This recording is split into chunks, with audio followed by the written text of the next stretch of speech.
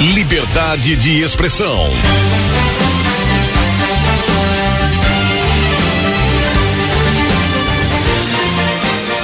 Senhoras e senhores, são 11h04, 11h04, muito bom dia, meu nome é Júnior Duarte e pela rádio Vila Bela FM de Serra Talhada, 94,3, empresa pertencente ao Sistema Fênix de Comunicação, composto pelas emissoras Gazeta FM de São José do Egito e Vila Bela FM de Serra Talhada, está no ar o nosso Liberdade de Expressão. Liberdade de Expressão deste sábado, recebe aqui em nossos estúdios a presença do deputado estadual pelo PT, Manuel Santos. Ele é o nosso convidado nesse dia 17 de novembro. A vinda do deputado se dá justamente no momento em que nós vivemos um caos na agricultura, uma seca que é uma das maiores dos últimos 50 anos. E dado toda a luta e militância do deputado nesta área, na agricultura, na zona rural, nós estamos trazendo aqui o deputado para fazer uma avaliação desse momento difícil, os encaminhamentos que estão sendo feitos na Assembleia Legislativa, as ações do governo do estado, especialmente também os programas do governo federal de socorro às vítimas da seca, governo federal que é do partido do deputado Manuel Santos, o PT. É óbvio que nós vamos aproveitar também, dar uma pincelada na política local, para a gente não perder aqui o embalo da visita do deputado Manuel Santos. Deputado, prazer em tê-lo aqui nos estúdios da Rádio Vila Bela FM, no Liberdade de Expressão. Bom dia. Bom dia, amigo Júnior Duarte. Bom dia a todos os ouvintes da Vila Bela FM. O prazer é todo meu de poder participar do seu programa e poder colocar para os nossos ouvintes a nossa opinião nesse momento em que vivemos. Deputado, essa semana repercutiu na imprensa do estado, em alguns blogs, portais, também nos jornais, no próprio portal da Assembleia Legislativa, um discurso do senhor nesse sentido. Há uma preocupação hoje generalizada da classe política por conta da seca. Agora eu escutei um comentário muito interessante, deputado, que eu queria que o senhor comentasse nesse início de fala. Um empresário aqui de Serra Talhada me abordava certa vez e disse: essa seca que nós estamos vendo aí, agora tão bem retratada pela grande imprensa do país, ela já se instalou na zona rural há muito tempo, não é coisa nova. Nós já estamos tendo um quadro de sofrimento do homem do campo, perdas significativas na agricultura. Agora, com o colapso do abastecimento nas grandes cidades, aí sim se transformou numa grita generalizada. Mas essa seca, ela já vem de um certo tempo na zona rural. Como é que o senhor encara esse momento, conhecendo tão bem o homem do campo e a sua luta toda até chegar à Assembleia Legislativa? O deputado passa por uma trajetória com o homem do campo. Como é que o senhor vê essa questão? Como é que o senhor vê a seca hoje? Qual é o verdadeiro quadro que nós estamos enfrentando, deputado?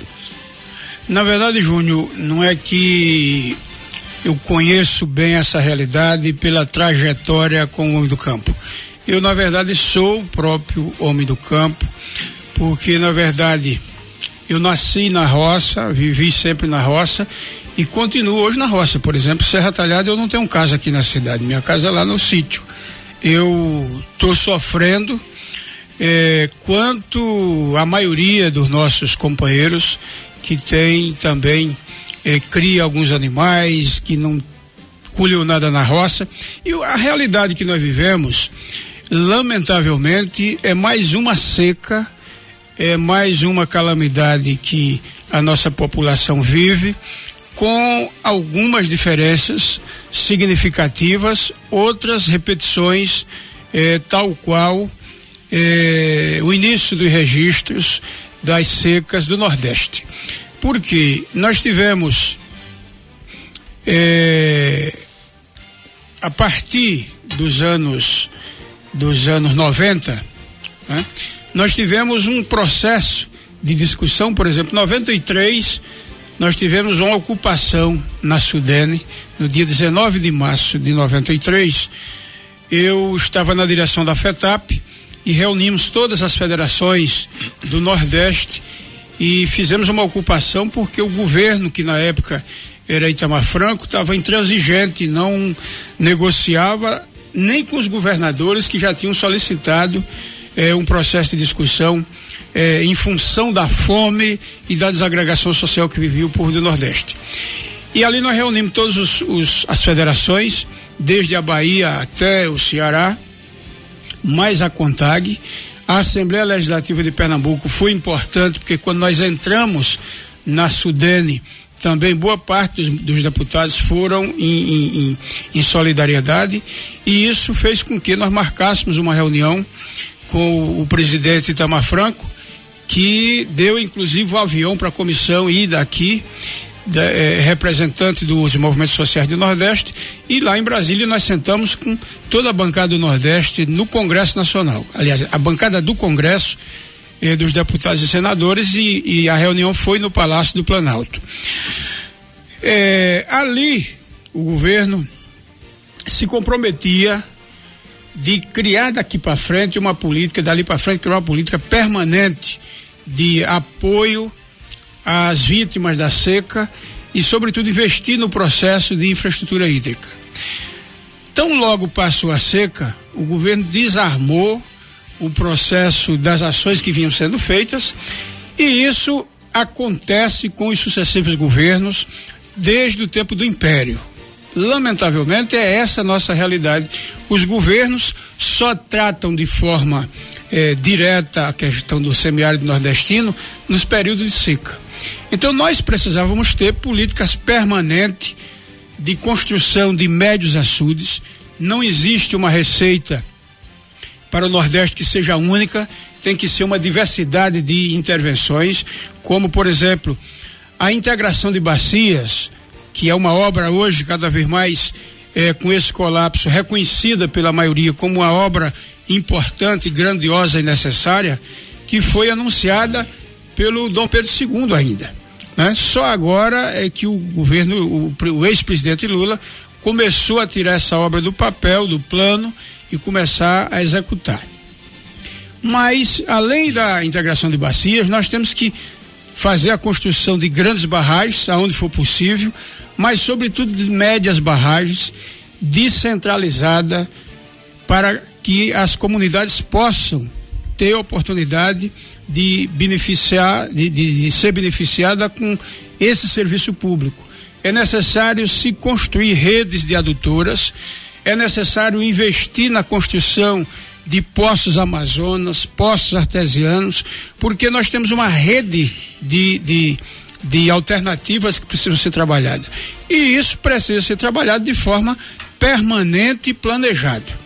Então, a situação de nós estarmos hoje ainda, a população rural vivendo, dependendo de carro-pipa, é exatamente a ausência de uma política planejada do Estado, e isso envolvendo municípios, estados e o governo federal, que não faz esse planejamento devidamente, e cada vez que vem a seca há uma repetição. O que é que tem de novo e diferente nessa seca?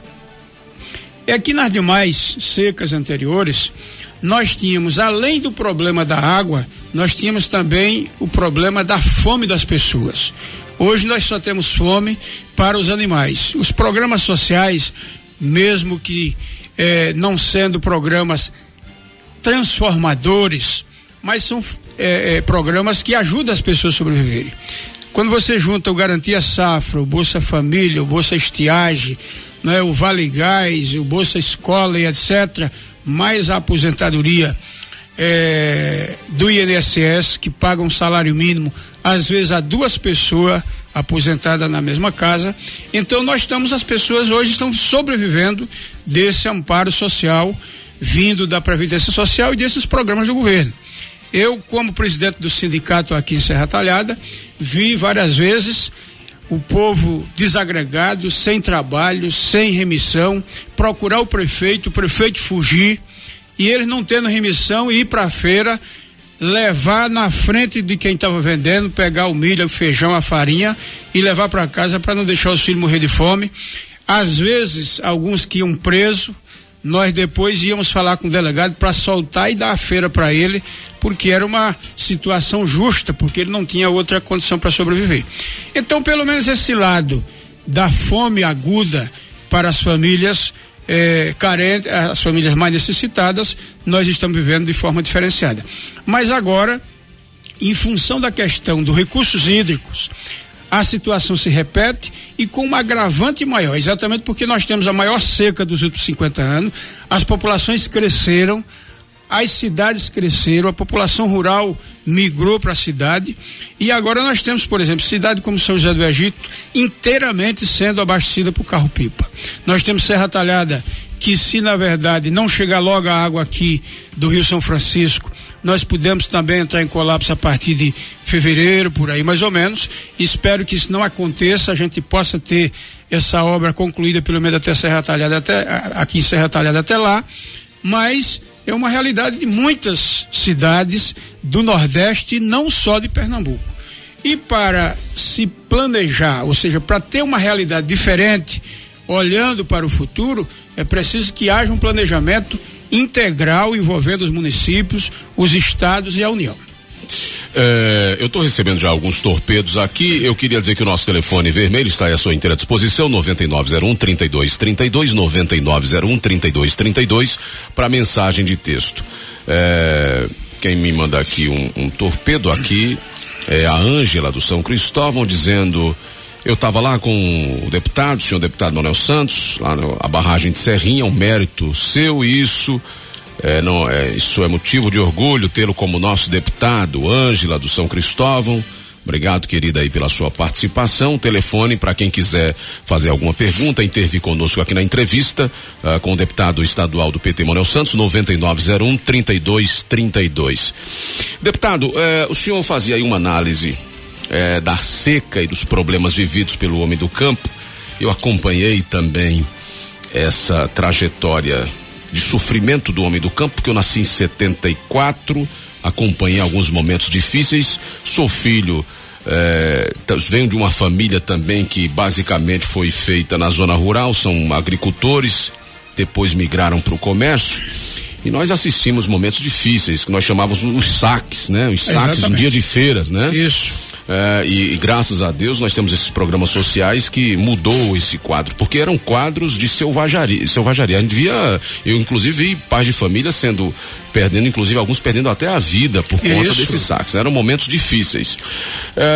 O governo do PT já está há 10 anos no Brasil. Nós tivemos aí 8 anos com o ex-presidente Lula, que o senhor é muito ligado, 2 anos agora da presidente Dilma. E aí fica a pergunta: por que o PT não conseguiu mudar ainda mais essa realidade, tendo conhecimento da causa? Até porque Lula tem, por exemplo, a mesma origem que o senhor. É um homem do mato, do campo, que viu de perto a seca, que sentiu na pele os efeitos da seca, não é? E juntando aí uma pergunta na outra, não seria mais barato, por exemplo, implementar essa política que o senhor colocou aí de convívio com a seca, com barragens, poços, ao invés desses programas sociais que são um valor considerável todo mês que o governo tem que desembolsar para poder manter os programas funcionando? Na verdade, Júnior, eu entendo que as duas ações são necessárias e indispensáveis. Nós temos no Brasil uma realidade de uma desigualdade social muito grande. Então, o PT ganhou o governo, mas não fez uma revolução. A economia, o poder econômico no Brasil continua muito concentrado ainda na mão do grande empresário, do grande produtor, seja ele urbano ou rural.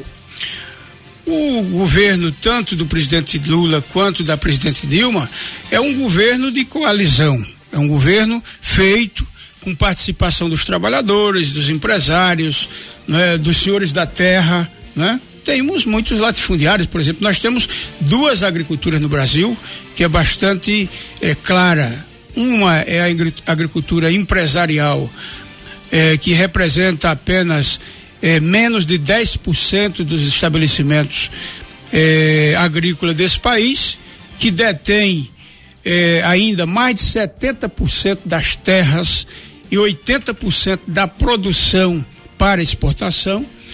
Então, o governo não pode tudo, o governo pode parte. Então, num processo onde a riqueza é muito concentrada, a desigualdade social ela é muito presente, é necessário que o governo atue como um instrumento de equilíbrio entre quem tem muito e quem não tem nada. Então, o que o governo tem feito? O que é que mudou nesses 10 anos do governo do PT? Mudou o foco de investimento, né? O governo estimulou o empresariado a investir na produção e gerar emprego, né? Quando os governos Lula e Dilma geraram 12, 13, 14 milhões de emprego, não foi o governo empregando direto, foi o governo estimulando o empresariado a não colocar dinheiro em fundos, né? Para que apenas o governo pagasse essa remuneração para esse capital, mas investisse no setor produtivo e gerasse emprego. É visível a mudança do Brasil nos últimos anos, apesar de vivermos hoje uma crise internacional. O processo, por exemplo, nós precisamos compreender que se o governo fosse exclusivo do PT e Lula pudesse fazer tudo o que ele teria vontade, é claro que ele teria muito mais fortalecido, né, a capacidade, o poder aquisitivo do povo mais pobre, ele teria tido mais participação nos recursos dos grandes capitalistas desse país, mas ele não conseguiu. Então o governo tem que fazer uma parte que ele pode dentro de um processo de acordo. Isso eu estou dizendo para defender que os programas sociais são necessários, porque se não fossem esses programas sociais, nós vivemos no passado realidades em que nem se investia o que o governo atual tem investido e a disparidade era muito maior ainda do ponto de vista de oportunidade para os pequenos, e essa seca, se tivesse acontecendo em termos de governo dos anos 90, dos anos 80, nós teríamos hoje muita gente morrendo de fome. As obras, eu entendo que os governos do PT também não fizeram tudo, não podemos negar, né? Eu acho que esse processo, quando eu digo que é necessário ter uma programação permanente de investimento em infraestrutura hídrica, de forma independente se vem seca ou não, isso o governo do PT precisa melhorar. Agora, só o fato do Lula ter começado, por exemplo, uma obra como a integração de bacias, que é uma obra que pensa o Nordeste do ponto de vista dos 50, 100 anos adiante, já é um significado muito grande. Agora, o que na verdade nós temos que nesse momento procurar fortalecer é fazer com que daqui para frente o processo que está se iniciando de construção de adutoras, de investimento hoje em cima dessa questão da necessidade das cidades e também do campo, ela não venha a acontecer depois que passar a seca novamente parar. Esse é o grande desafio que eu espero que a presidente Dilma seja capaz de continuar mesmo depois que a seca termine. Agora são 11h22, 11h22. O Cacá me lembra aqui que nós estamos agora postando no nosso Facebook, na internet, as primeiras imagens dos bastidores dessa entrevista com o deputado Manuel Santos aqui nos estúdios da Rádio Vila Bela FM 94,3, comigo, Júnior Duarte, nesse sábado. E também nós vamos disponibilizar as imagens também através da nossa webcam. Quem quiser pode acompanhar também pela internet, em áudio e vídeo, a entrevista com o deputado estadual Manuel Santos do PT, hoje aqui no Liberdade de Expressão. Isso é que é tecnologia. Pois é. 9901-3232 é o nosso telefone direto para mensagens de texto, 9901-3232. Deputado, eu tenho aqui uma pauta, mas o povo aqui também tem o direito de perguntar, e o Inaldo está me mandando um torpedo aqui pelo 9901-3232, dizendo: meu nome é Inaldo, e eu gostaria, Júnior, de saber o que as lideranças locais em geral estão fazendo para melhoria em combate à seca, além de reuniões que tanto se faz e nada se vê. Essa é a realidade, deputado. Bem, o que na verdade eu posso dizer é o seguinte: nós temos cada uma função num processo como esse. Você cobrar uma ação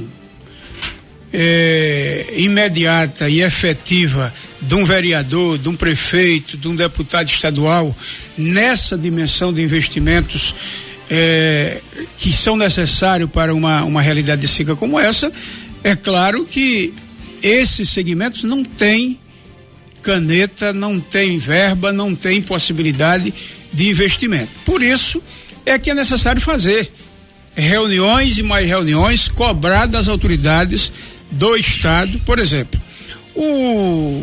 a presidente Dilma se reuniu com os governadores do Nordeste em abril.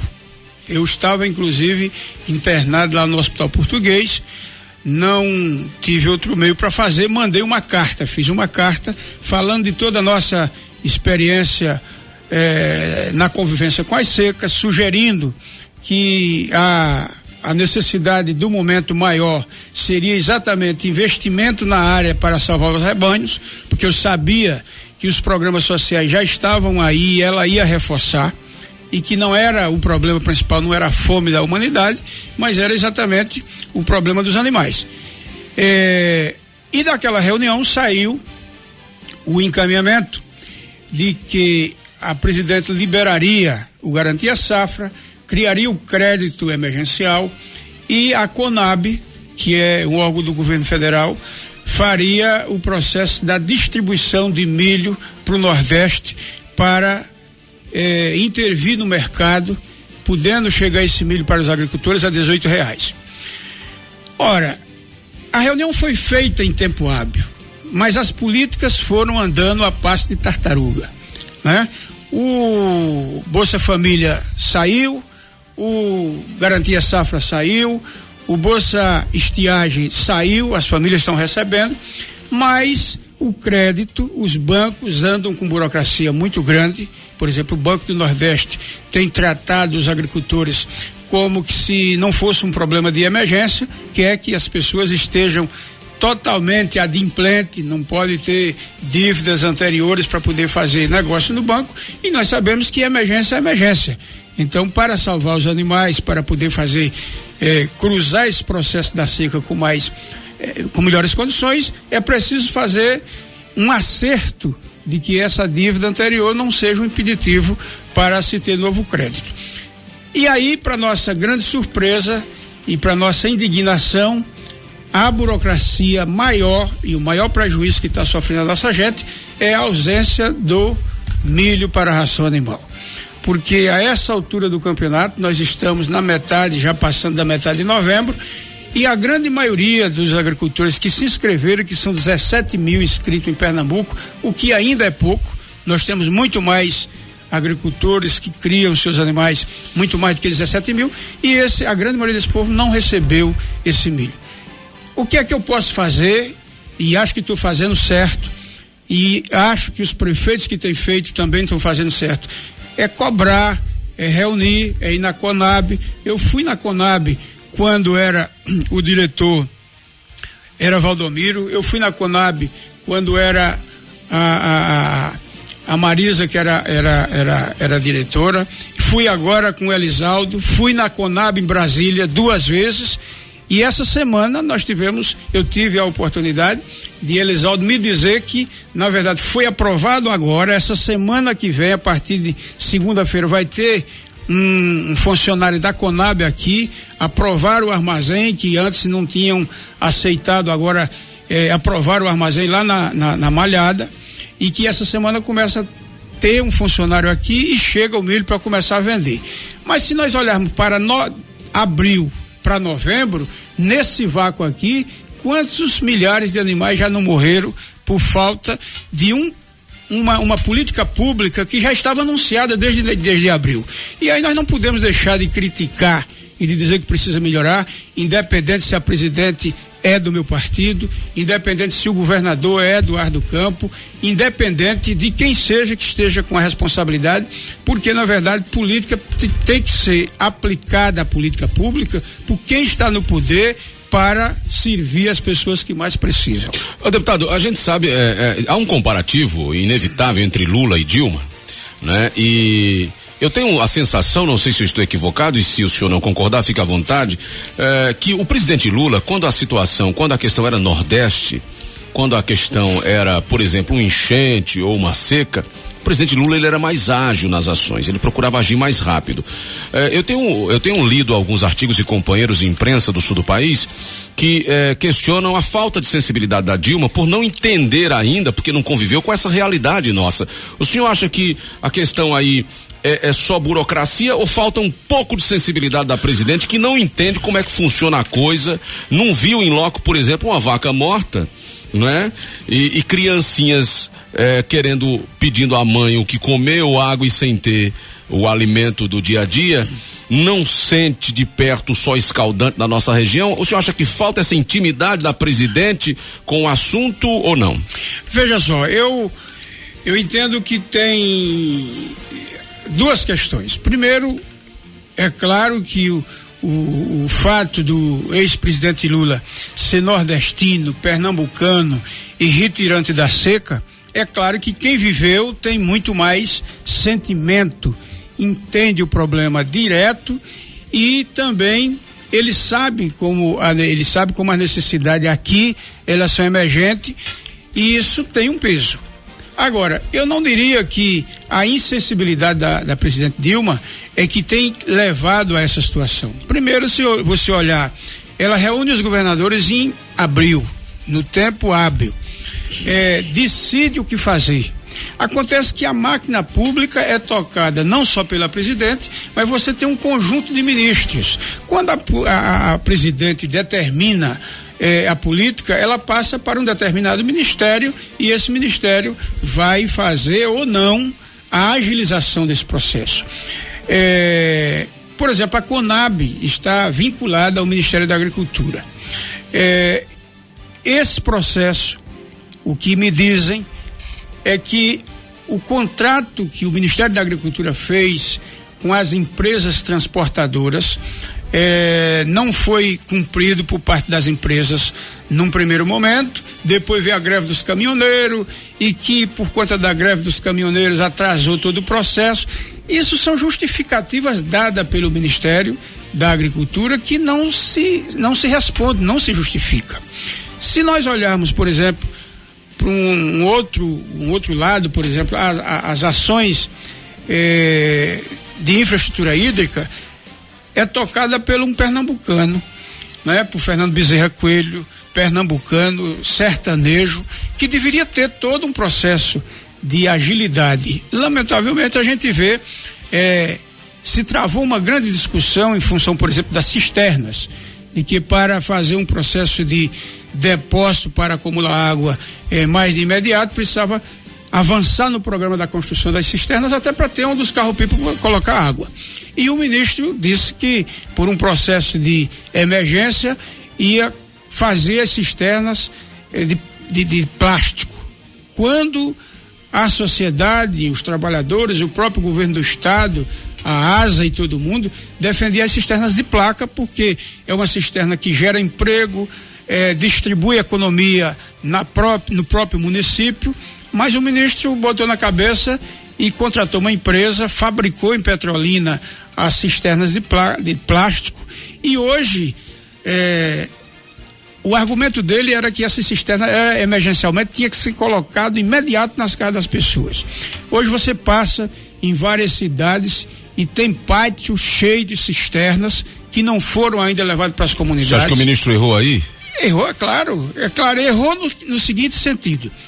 Primeiro porque a argumentação dos trabalhadores, a argumentação da ASA, a argumentação daqueles que querem construir a cisterna de placa está correta, que a cisterna ela distribui renda, é mais segura, tem mais durabilidade e tem menos impacto ambiental.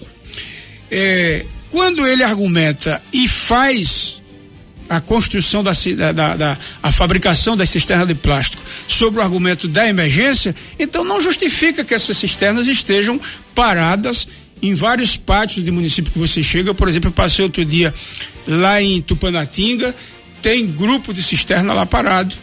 Vários municípios que você passa tem cisternas que estão lá e que não estão sendo utilizadas ainda. Dinheiro público mal investido.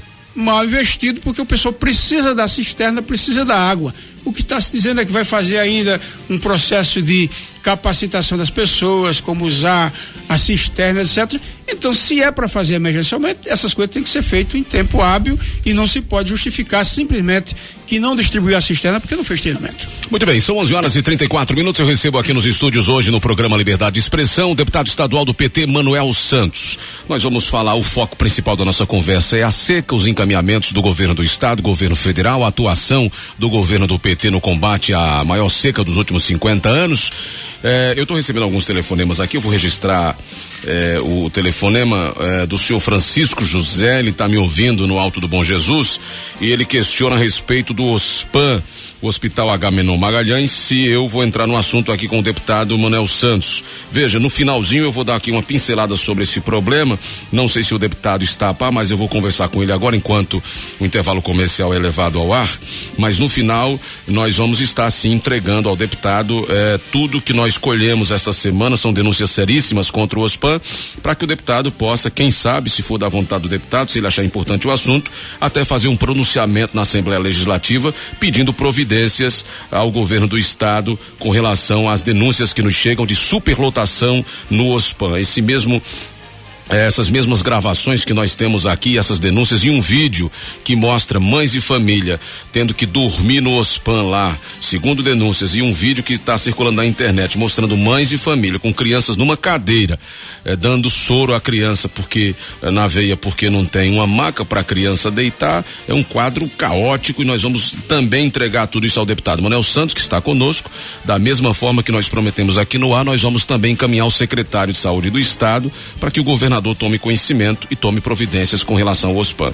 Mas nós vamos continuar aqui no foco, Francisco, do debate, que é a seca, e no final eu vou fazer uma rápida colocação sobre esse assunto aqui, aproveitando a presença do deputado Manuel Santos, que representa os interesses de Serra Talhada e de Pernambuco na Assembleia Legislativa. Eu vou chamar um breve intervalo e eu volto daqui a pouco. Nós vamos falar sobre outros assuntos, inclusive as obras da transposição de São Francisco, que estão paralisadas. Eu quero que o deputado fale sobre o assunto. Vamos falar sobre o andamento das obras da adutora do Pajeú. O deputado está acompanhando também essa questão. O deputado fez um pronunciamento na Assembleia Legislativa do estado essa semana. Eu até registrei aqui no meu blog, num post de ontem.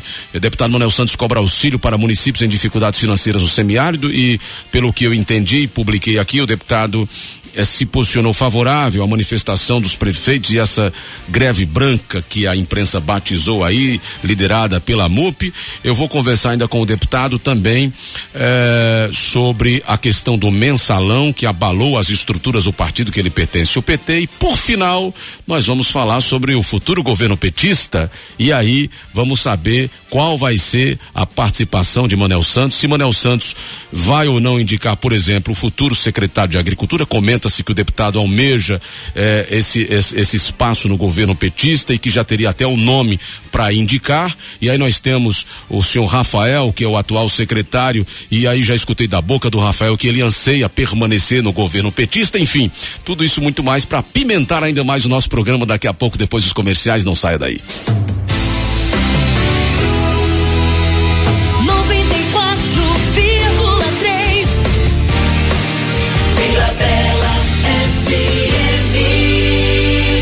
Liberdade de expressão. São 11h42. Nós estamos aqui com o nosso programa Liberdade de Expressão de hoje, recebendo o deputado estadual Manuel Santos, do PT. Nosso foco principal é a seca e as ações do governo federal e governo estadual para amenizar o sofrimento de nossa gente.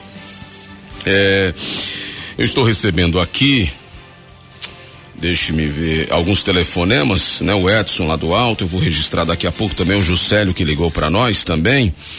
Mas antes, eu, na saída pro intervalo, deixei aqui alguns questionamentos que eu vou fazer agora ao deputado. Primeiro, pra gente continuar, antes de continuar na pauta aqui da seca, só fugindo um pouquinho, entrando no contexto da política. Deputado, como é que o senhor vê a questão do mensalão, né? O julgamento do mensalão, nós já temos vários condenados, inclusive o ex-presidente do PT, o José Genuíno, presidente do seu partido, o homem forte do primeiro governo Lula, Zé Disseu, e outros nomes ligados ao PT, como Delúbio Soares. A condenação por parte da Suprema Corte do país, desses integrantes da elite do seu partido, isso mancha a história do PT, abala a estrutura do PT, deputado? Como é que o senhor encara esse julgamento histórico? Porque haverá um Brasil novo, um Brasil diferente após esse julgamento no Supremo Tribunal Federal. Olha, eu gostaria até que fosse assim como você está afirmando, que nós tivéssemos na área da política um Brasil novo, um Brasil diferente. Eu não sei se vamos ter um Brasil tão novo e tão diferente nas condições que a Constituição ainda reza na regra das eleições no país. Eu primeiro entendo que, na verdade, o judiciário tem cumprido o seu papel de fazer o levantamento, de fazer o aprofundamento, de julgar. Nós não podemos dizer que as pessoas que estão sendo condenadas não tenham culpas. O que, na verdade, eu não consigo, na verdade, entender é quando se diz, e aí você não tem elementos para fazer comparação, porque você não tem, em nenhum momento da história do Brasil, o judiciário atuando como atuou nesse processo, né? Então, nós temos, a minha compreensão, nós temos um governo do Partido dos Trabalhadores que trouxe para esse país muitas coisas que são diferentes, né? Por exemplo, o processo da democracia, ele vem se consolidando, e no governo do PT foi essa grande oportunidade, né, de todos os segmentos atuarem com liberdade, a imprensa, o judiciário, o legislativo. E nesse caso onde efetivamente se tem mais feito apuração dos processos de envolvimento, né, de lideranças políticas com o sistema estabelecido no país, do ponto de vista da Constituição e das regras que se dá o processo eleitoral, se focou diretamente em cima do Partido dos Trabalhadores. Você acha que o seu partido foi um bode expiatório? O senhor discorda da posição do... Porque a gente sabe que mensalão teve no governo Fernando Henrique Cardoso. Não começou a ser julgado ainda, mas teve também, pelo menos indícios. Isso é que eu quero, isso é que você traz exatamente o ponto que eu quero chegar.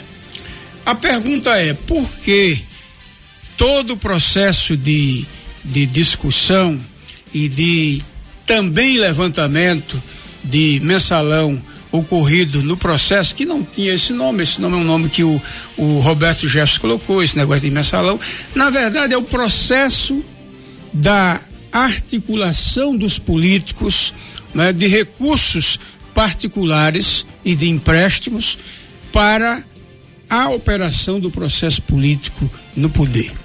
Essa é a realidade. Então, esse nome de mensalão é um apelido que Roberto Jefferson botou. Mas o que na verdade acontece é que os políticos, todos eles, né, fizeram um processo de articulação, de caixa 2. A regra da política no Brasil, pela Constituição atual, ela deixa essa oportunidade, e os políticos, historicamente, sobretudo aqueles que mais acusam o Partido dos Trabalhadores hoje, não têm a disposição de fazer uma reforma política eleitoral profunda que se possa levar exatamente para um Brasil novo, diferente, aonde não se deixe essas aberturas que têm acontecido. E por que você tem hoje uma decisão, um julgamento e a condenação da liderança do Partido dos Trabalhadores, e dos governos anteriores nem sequer foi julgado, né? Por exemplo, se falou muito no mensalão do PSDB.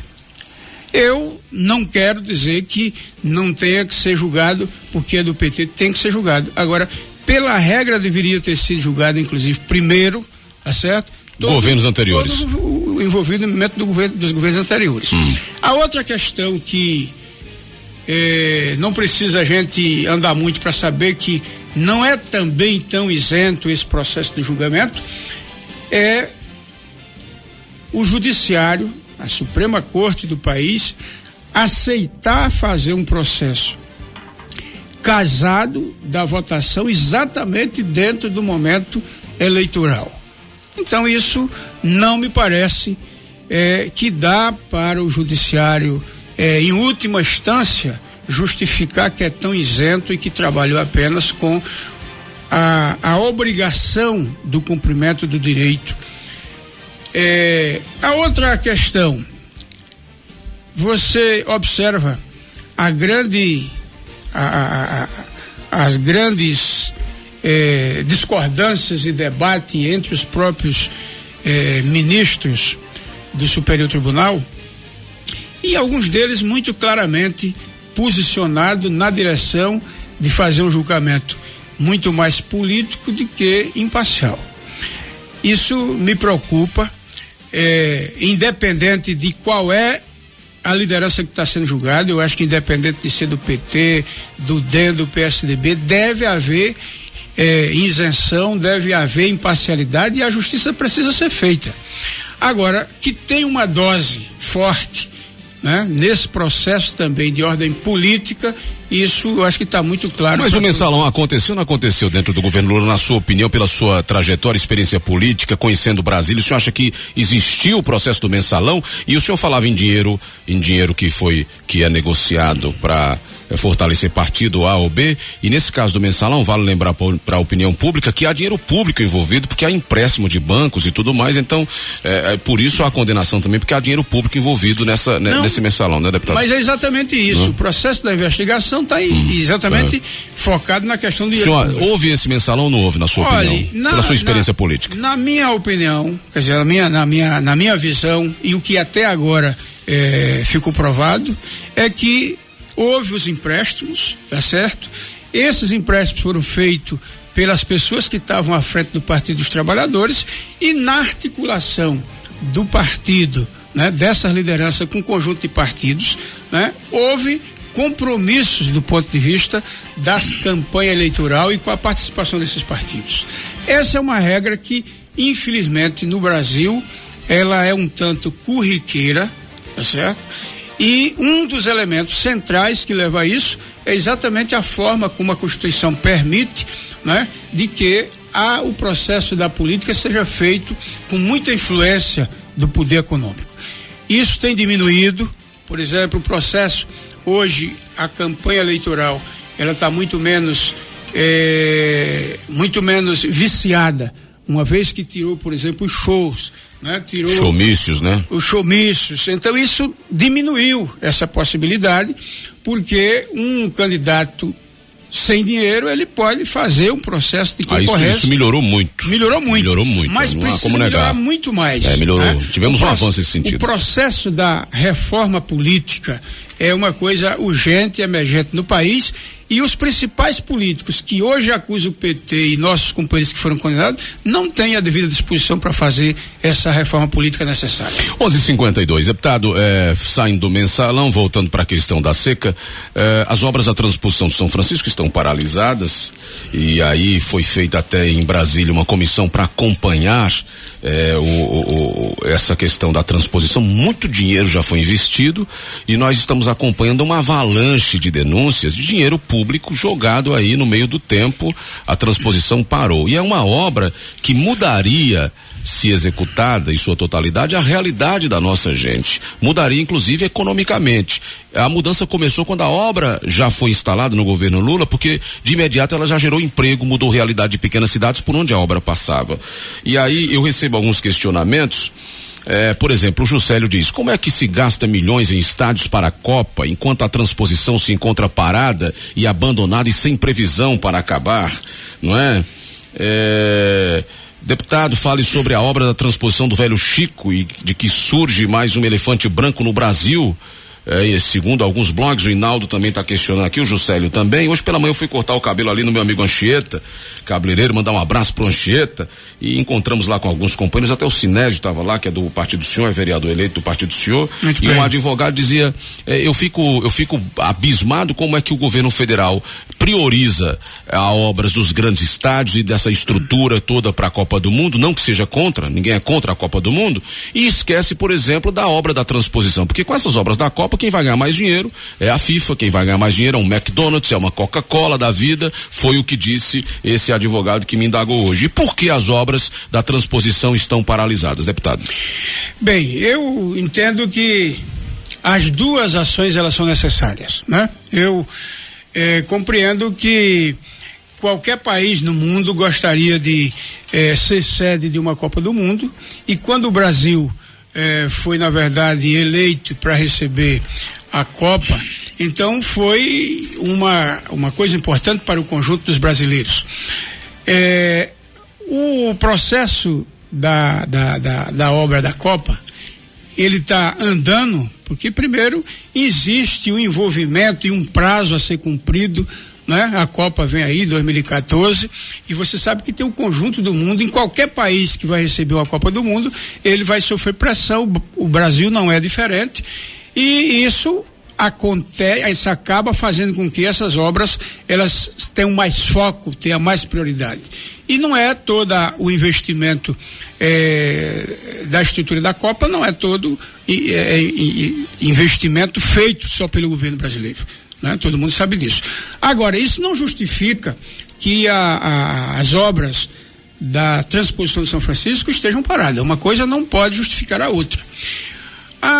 A integração do Bacia de São Francisco, primeiro, é uma obra extremamente polêmica do ponto de vista da concepção, da compreensão, da defesa, quando você coloca o conjunto da sociedade. Nós tivemos, em primeiro lugar, muita gente, os ambientalistas, setores das igrejas, que protestavam contra o processo da integração de bacias, né? Focando pelo lado do ponto de vista do meio ambiente. Então foi toda uma batalha inicial para poder começar. Depois nós temos um grande problema no Brasil que precisa ser resolvido, é que as empreiteiras que entram nos contratos de serviço público, elas acabam procrastinando esses contratos para fazer com que depois se faça reedição de contrato, aumento do custo da obra, e isso não é um caso apenas da transposição de São Francisco. O conjunto das obras públicas no Brasil sofre ainda desse processo da influência das empreiteiras, e no caso da integração de bacias, né? O presidente Lula, podemos dizer, ele começou por cima de trancos e barrancos, né? Porque até a oposição, né, que jogou do lado dos contrários exatamente para poder a obra não começar, e hoje nós temos a necessidade de se retomar um processo, né, de colocar essas empresas. A presidente Dilma precisa colocar todas essas empresas que têm contrato com a obra da integração de bacia, para você colocar na justiça, fazer com que os contratos sejam cumpridos, para poder a obra novamente voltar a funcionar. Isso não é uma coisa que acontece apenas com a integração de bacia, são as diversas obras. A integração de bacia está nos incomodando sobremaneira por dois motivos. Primeiro, pela emblemática que é essa obra, o que ela significa para o Nordeste, por nós estarmos num momento de seca e calamidade, e nesses momentos a gente fica muito mais inquietos, tá certo? Mas não é só a integração de bacia. Eu passo por aí, por exemplo, eu tive em Custódia outro dia, nós temos uma obra de uma creche, né, feita com recurso público, já mais da metade da obra feita, e a empresa que estava fazendo desapareceu, saiu, deixou para lá. Então você tem ali grande parte do recurso público já aplicado, você tem parte desse recurso pago. Quem vai chegar agora para começar de novo, que é discutir novo preço, então é preciso ir atrás desses que fizeram os contratos e que não cumpriram com a sua parte, tem que botar na justiça. E aí você sabe quanto demora a briga judicial até que se resolva um problema dessa dimensão. Deputado, vamos aqui, por conta do tempo, vamos entrar agora na adutora do Pajeú. O senhor está acompanhando toda essa problemática, nós estamos aí à beira de um colapso, a Compesa já aumentou o racionamento, nós não temos chuvas e inclusive foi feita uma comissão aqui, uma comissão mista em Serra Talhada, de iniciativa da Câmara de Vereadores, para acompanhar o processo desta obra, dar publicidade ao andamento da obra e cobrar, obviamente, das autoridades competentes a conclusão. Nós estamos com a adutora aí batendo a porta, mas aí alguns impasses com a CELP dificultam o andamento da obra. Não vamos jogar também toda a culpa nas costas da CELP, porque aí também há toda uma burocracia que trava a conclusão desta obra. Queria que o senhor comentasse sobre a adutora do Pajeú, como é que o senhor vê o andamento da obra, se o senhor tem alguma informação privilegiada que possa nos passar agora. E eu conversava com o senhor ontem pelo telefone, quando o senhor chegou aqui no estúdio, muito animado, dizendo, eu acho que até o Natal tem água da adutora do Pajeú aí. Sinceramente, o senhor acredita que até o Natal Papai Noel nos dá esse presente ou não, deputado? Bem, eu tenho certeza que Papai Noel não nos dará esse presente. Ou os governos farão, ou Papai Noel vai continuar passando cedo também. Quando eu disse que tem um compromisso, né? Do governador que esteve aqui e que se comprometeu que até o final do ano teríamos a conclusão dessa obra e que até Serra Talhada, pelo menos, já teríamos água. Com esse processo do atraso das ações que dependem da CELP, né, de fazer a parte da instalação para funcionamento das bombas de elevação, dificilmente esse calendário de dezembro ele será cumprido.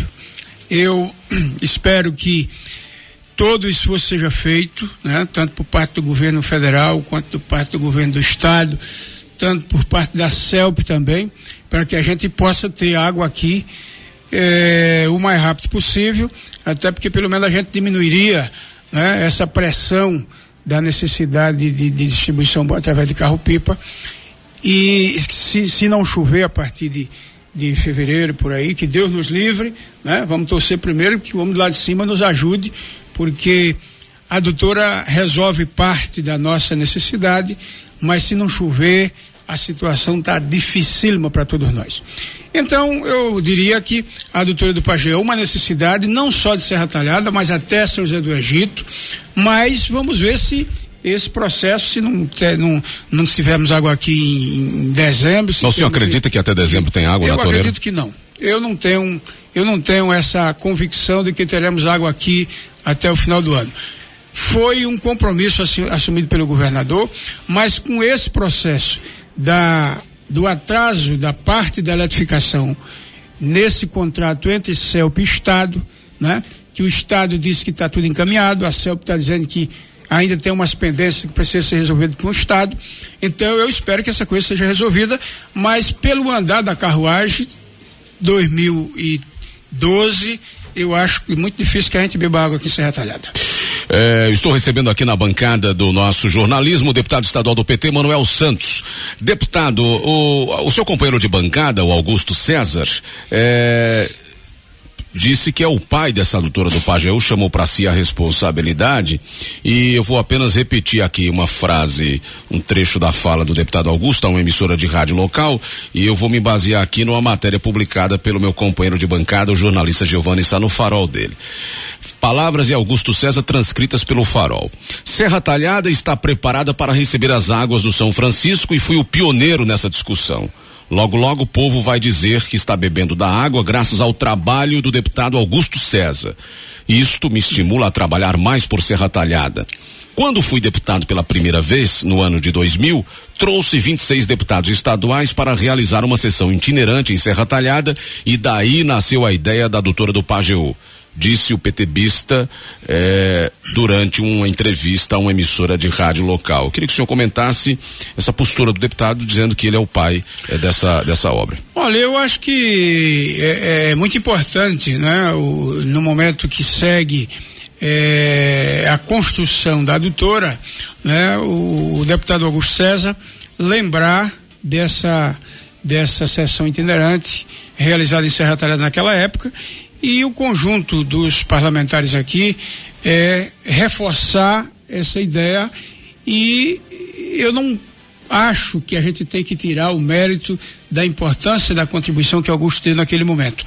Agora, na verdade, ser o pai da adutora, eu acho que não chega a tanto, porque nós temos aí um conjunto de forças e ações que foram desenvolvidas para que essa adutora se tornasse realidade. Inclusive, deputado, só um parênteses na sua fala, me perdão, na própria matéria também aqui do Farol, lembra, obviamente, também essa bandeira levantada pelo deputado Inocêncio Oliveira, desde a gestão do ex-presidente Fernando Henrique Cardoso. E o Jaci Gomes, que está ouvindo a fala do senhor atentamente, também endossando aqui o que eu já havia perguntado pelo senhor. Deputado, o que você acha do deputado Augusto César? Ele está falando que a adutora do Pajé é um projeto dele. Pode continuar, deputado.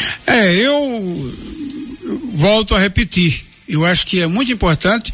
Eu assisti o pronunciamento do deputado Augusto César lá, exatamente fazendo essas referências lá na Assembleia, e é importante ele estar, recuperando essa audiência pública. É importante ele ter sido um dos que fez o processo do requerimento para a realização, mas eu acho que a adutora é resultado de um conjunto de esforços dos deputados, também do deputado Augusto César, do deputado Inocêncio Oliveira. Eu faço política pensando grande, eu acho que não é tirando o mérito de ninguém que a gente vai crescer, tá certo? Mas é preciso reconhecer também que, se não fosse os investimentos que o governo federal tem colocado para essa região, nós não teríamos adutora. Não basta o projeto, é preciso além do projeto, é preciso o recurso, é preciso a decisão de fazer. Inclusive, eu acho uma coisa bastante desigual hoje, muitas vezes obras que estão sendo feitas, se coloca Pernambuco, na Paraíba e outros estados que estão um canteiro de obras, mas nem se diz muitas vezes da onde vem esse recurso. A maioria das obras, sobretudo de dimensão de adutora do Pajeú, integração de bacias, Transnordestina, SUAP, o processo da montadora da Fiat. Então, tudo são investimentos que foram alavancados a partir do governo Lula e da continuidade do governo Dilma. Então, Pernambuco tem uma oportunidade muito grande por geograficamente estar encravado aqui no centro do Nordeste, com um porto com uma dimensão muito grande para se trabalhar o processo de exportação. Então, isso tem ajudado muito, mas é preciso que a gente trabalhe mostrando a participação de todos e não se intitulando apenas como único pai de uma obra dessa dimensão. Houve essa semana uma mobilização em Pernambuco, deputado, aí liderado pela MUP, Associação Municipalista de Pernambuco. Os prefeitos fecharam as portas das prefeituras em protesto contra a política econômica da presidente Dilma, que é do seu partido, e o senhor surpreendentemente se posicionou favorável às prefeituras. Eu tenho inclusive o pronunciamento do senhor que foi publicado no portal da Assembleia Legislativa do Estado. O senhor aprovou esse posicionamento dos prefeitos. Serra Talhada, o prefeito Carlos Evandro fechou a prefeitura na segunda-feira. Na terça-feira nós tivemos a informação dada pelo próprio prefeito e fomos conferir em loco que a prefeitura voltou a funcionar normalmente. Houve durante o meio da semana a informação de que a mobilização havia sido um fiasco. Os prefeitos foram a Brasília conversar com a presidente Dilma, voltaram com um pires na mão e mais um saco de promessas, e alguns aqui no Pajeú aderiram à mobilização no último dia. Eu queria que o senhor comentasse esse posicionamento das prefeituras. O senhor se diz favorável, pelo menos está aqui no seu pronunciamento, não sei se o senhor mudou de ideia, e como foi esse encontro? Os prefeitos relataram para o senhor esse encontro com a presidente Dilma, voltaram satisfeitos ou não, deputado?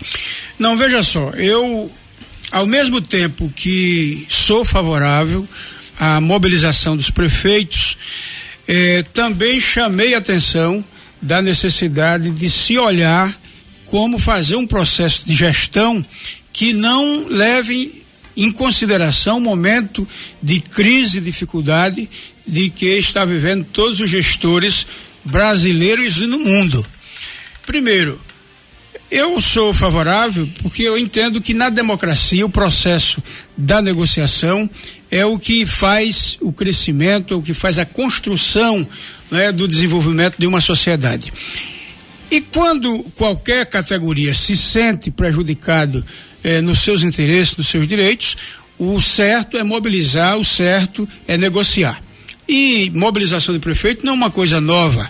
Eu me lembro que a primeira manifestação de prefeito que nós tivemos em Brasília, eu estava na presidência da CONTAG, no governo do presidente Fernando Henrique. Foi a primeira manifestação e que, lamentavelmente, os prefeitos foram ali recebidos pela polícia com cachorro, com cavalaria e tudo mais.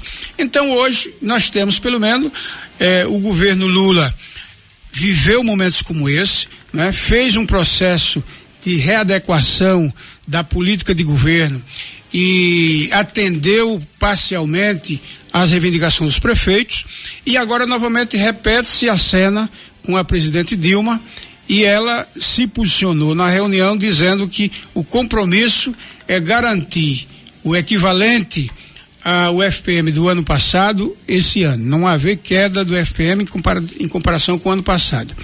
O que é que os prefeitos, mesmo estando com a razão e sendo importante a mobilização, eles precisam se tocar? É que nós estamos vivendo um momento de crise no mundo. A Europa, quando nós éramos aqui um país subdesenvolvido, dependente dos Estados Unidos, os europeus eram considerados ricos e que faziam, inclusive, empréstimos para o Brasil. Hoje você está vendo a Europa toda quebrada. A presidente Dilma está visitando a Europa agora. Um dos assuntos que está discutindo é a abertura do país para receber imigrantes, para amenizar a situação do desemprego no continente, não é num país, naquele outro. Os Estados Unidos, né, com um déficit público acima da sua capacidade de endividamento. O Obama ontem estava sentado com a oposição tratando da negociação de como enfrentar o problema da dívida. Então é uma crise de grandes proporções, é uma crise no mundo. Então a presidente Dilma tem enfrentado essa crise aqui arrochando o cinto. E todos os que passam por momento de crise sabem que em momento de crise é momento de cada um fazer cortes, ajustes. A gente, quando está com a nossa economia fragilizada, quando o nosso bolso não pode, nós não fazemos festa. Não há diferença da administração pública para a administração da nossa casa. Então nós sabemos que temos prefeitos que não se preocuparam com isso, com o momento que estava vivendo. E uma grande preocupação que os prefeitos devem ter, primeiro é não inchar os municípios como se fosse a prefeitura, tá certo? Um balcão de emprego.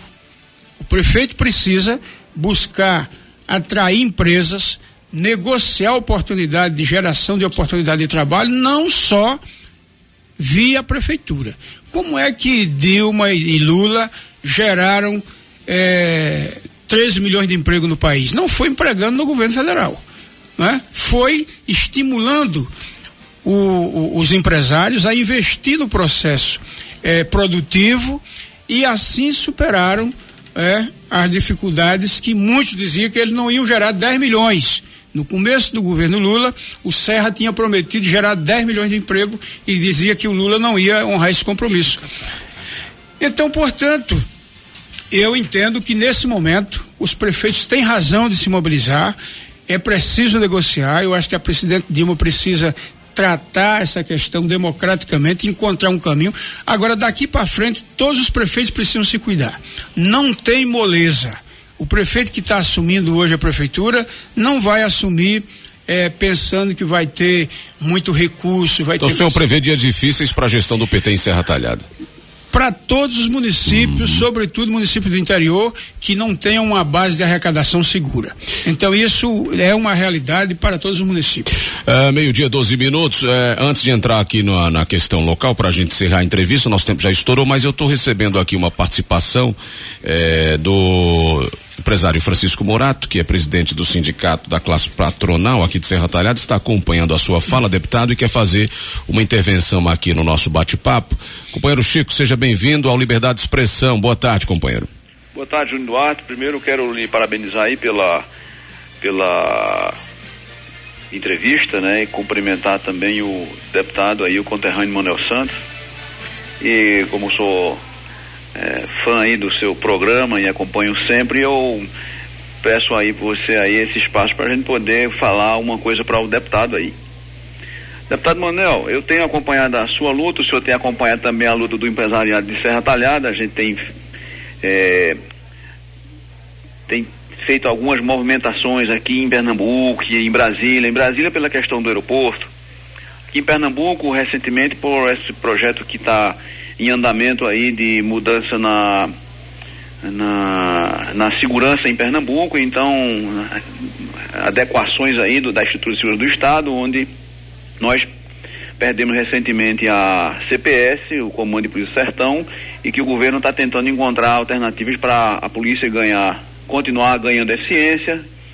Então o senhor tem sido parceiro aí junto com o deputado Augusto César nesses pleitos aí, para que a gente possa transformar Serra Talhada, aqui a região do Pajeú, numa regional também de segurança. Isso está em curso, a gente está com uma negociação, tivemos 2 reuniões com os secretários, o senhor participou, ajudou, colaborou muito com sua experiência, e a gente pretende continuar nessa luta, e a gente sabe que vai poder contar com o senhor. Agora, o que eu queria perguntar ao senhor, deputado, o senhor é deputado, já está, o seu mandato caminha para 2 anos, não é isso, Júnior Duarte? Exatamente. O deputado já está na metade do caminho já. Metade do mandato.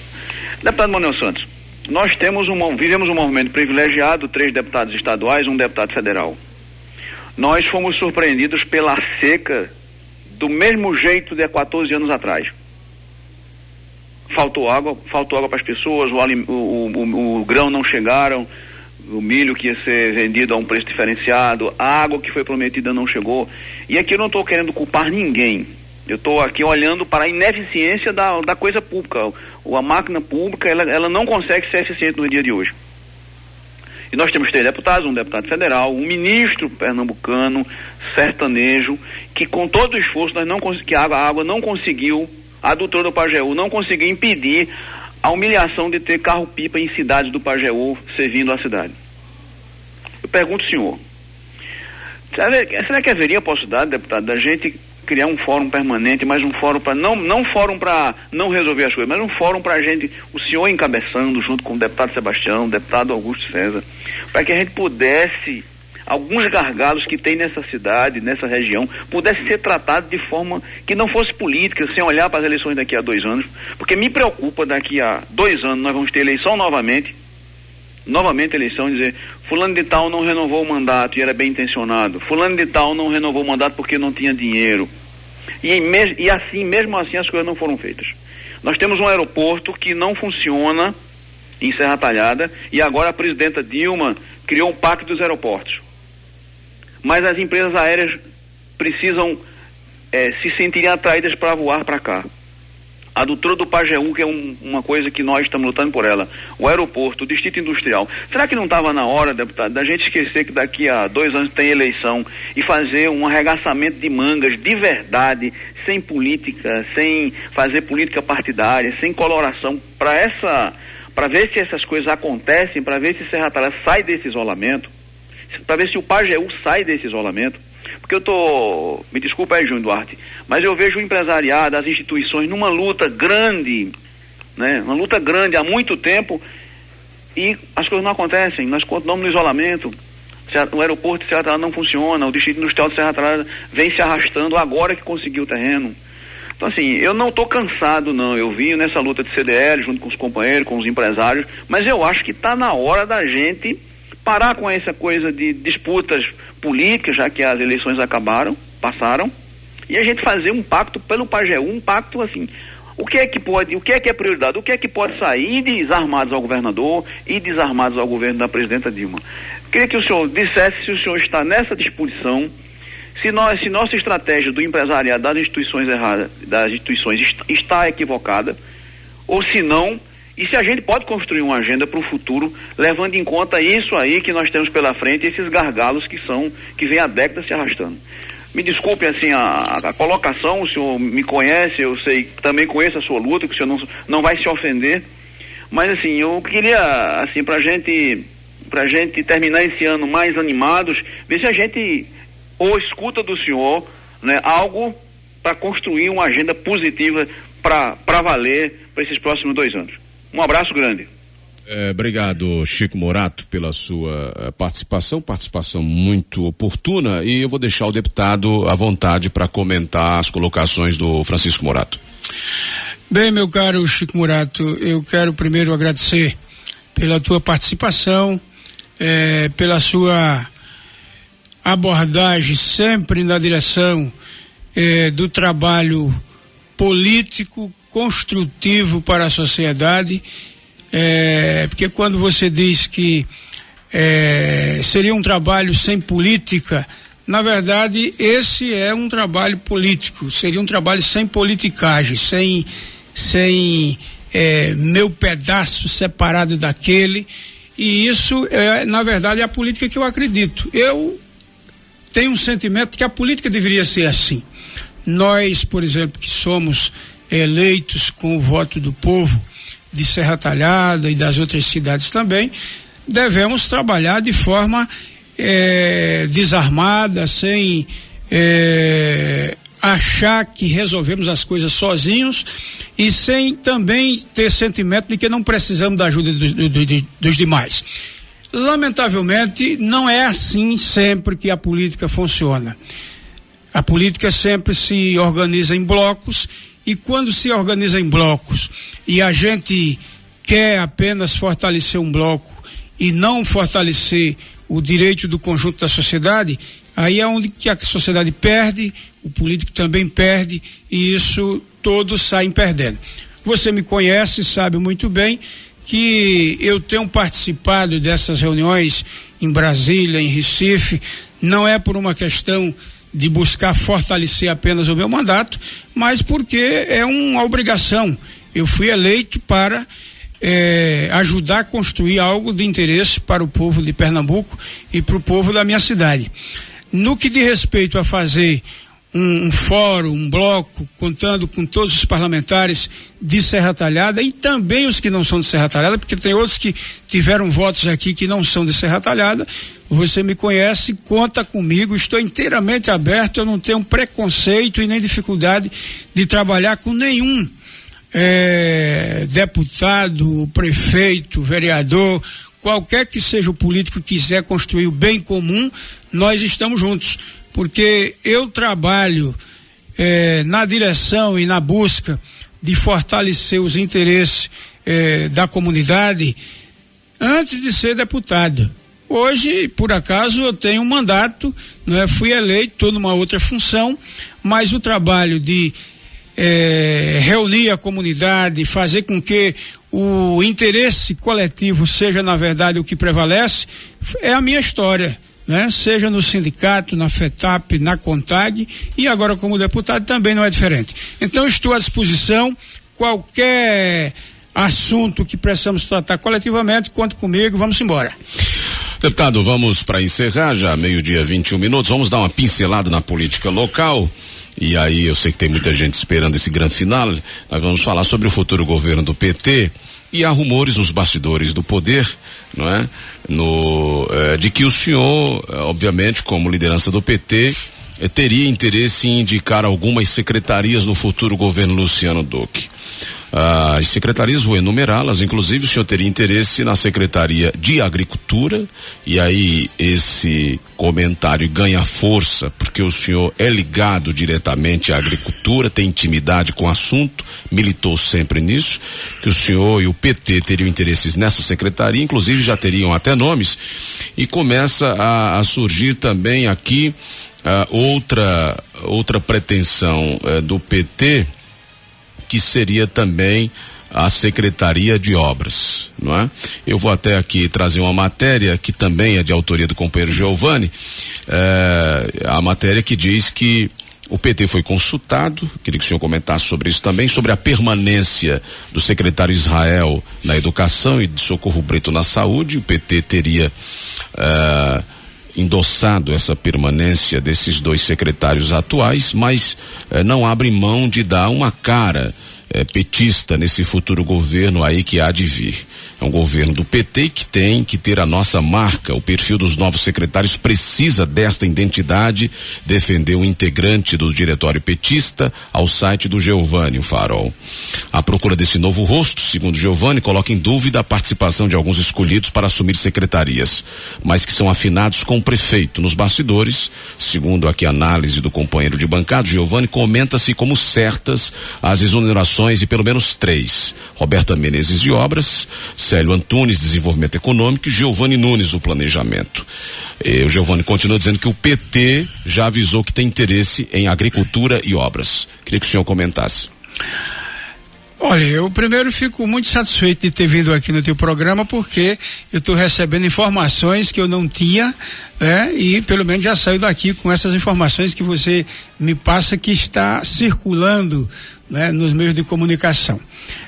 Meu velho pai, o meu saudoso pai, dizia o seguinte: em tempo de guerra, mentira é igual a terra, tem muita. Eu tenho uma verdade em tudo isso. Eu entendo que Luciano, ao se filiar ao PT, ser candidato pelo Partido dos Trabalhadores e fazer um governo no Partido dos Trabalhadores, eu entendo, espero e quero contribuir para que esse governo tenha a maior capacidade possível de prestar serviço público, certo, nas diversas áreas. Então, eu não olho o governo apenas na Secretaria de Agricultura, porque sou agricultor, na Secretaria tal. Eu entendo que Luciano, ele é o prefeito, ele deve montar o seu governo olhando para o conjunto da correlação de força que o elegeu. Isso é lógico, e deve colocar em cada secretaria pessoas que tenham capacidade